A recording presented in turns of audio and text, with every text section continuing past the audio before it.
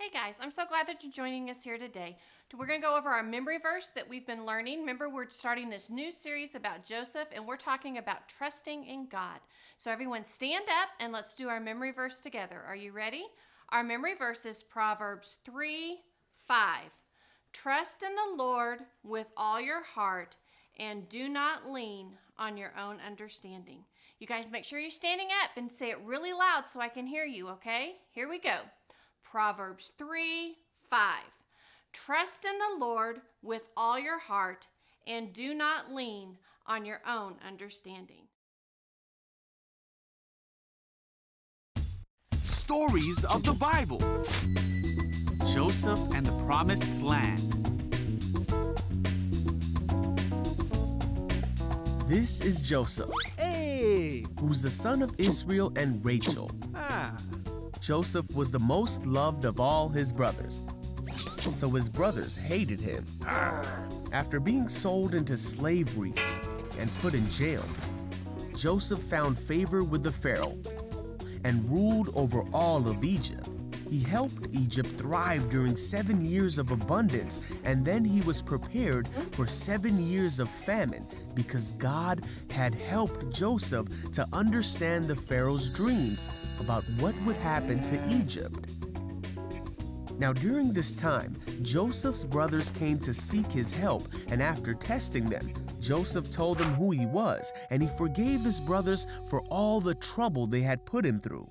But Joseph had not seen his father for many years, Hey! so he sent for Israel and his brothers' families. Together, they all traveled to the land of Egypt, where Joseph would provide for them in the famine.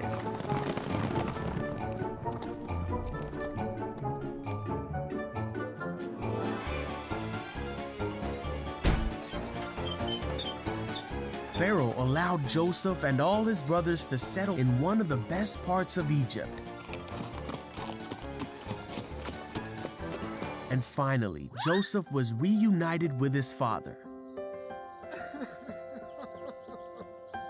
Joseph lived 110 years and saw 3 generations of his family flourish in the land.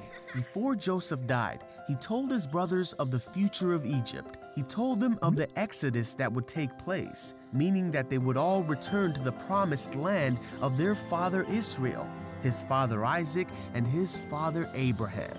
He made his brothers promise that when they left the land of Egypt, they would take his bones with them and bury them in the promised land. Joseph always lived with hope that God would deliver him and his people. Though many people meant to show him harm throughout his life, God meant it all for good, so that many people should live because of his faith.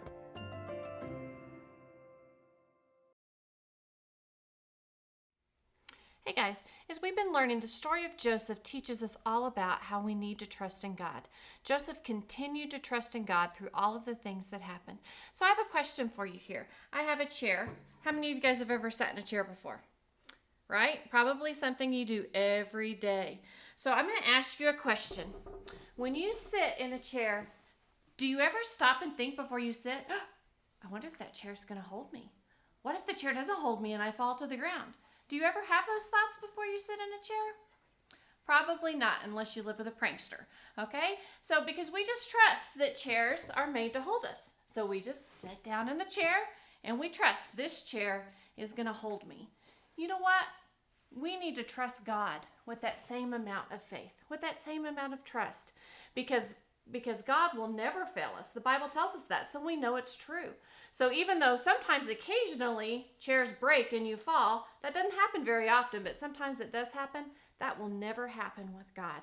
And Joseph learned through everything in his life that he could always trust in God. No matter what happened to him, no matter what disappointments or things came his way, he always trusted in God. And as we'll find out next week, that trust led him to everything that God had for his life.